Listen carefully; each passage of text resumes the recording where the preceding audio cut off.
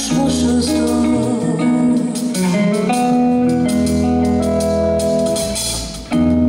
Onca neden varken ve tam sırası gelmişken hiçbir şey yapmamış ve susmuşuzdur. Aynı anda, aynı sessiz geceye doğru içim sıkılıyor demişizdir.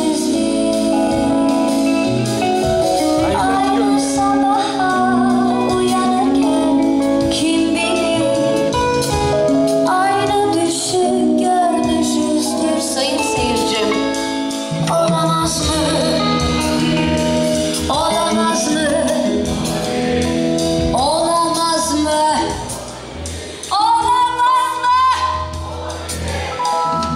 mı? Onca yıl sen burada, onca yıl ben burada. Yollarımız hiç kesişmemiş şu Eylül akşamı dışında.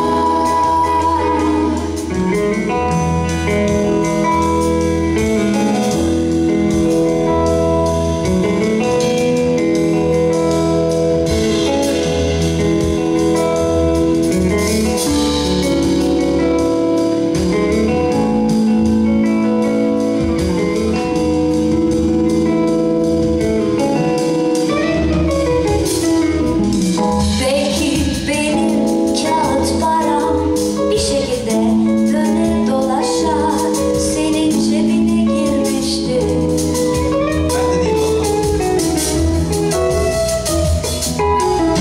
Belki aynı posta kutusuna değişik zamanlarda olsa birkaç mektup atmışızdır. Bana geliyor, mektuplar geliyor.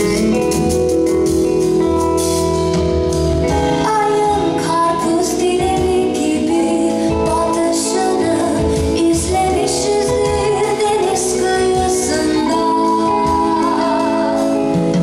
Aynı köşeye oturmuşuzdur köhnede, belki de birkaç gün araya. Olamaz mı? Olabilir. Onca yıl sen burada, onca yıl ben burada. Yollarımız hiç kesişmemiş şu Eylül akşamı dışında.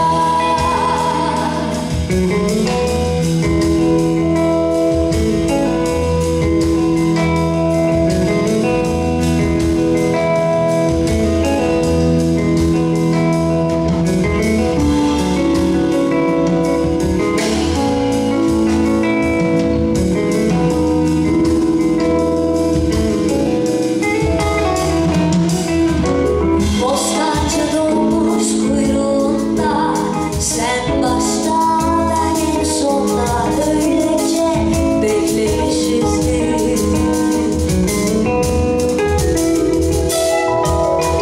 Sabah 7:30 vapuruna sen koşa koşa yetişirken ben yürüdüğümden kaçırmışımdır. Aynı anda başka insanlara seni seviyorum demişizdir. Mutlak güven duygusuyla başımızı başka omuzlara dayamışızdır. Bir duralım. Burayı çok seviyorum. Ben hikayeler anlatmayı seviyorum ama başkası tarafından anlatılan hikayelerin cümlelerini de sizden duymak istiyorum. Bu şarkının da en sevdiğim yeri burası, benimle söylerseniz. Aynı anda başka insanlara seviyorum demişizdir. umarım son söylediğiniz ve yanınızdaki vebalinizdir. Hadi bir daha yapalım mı?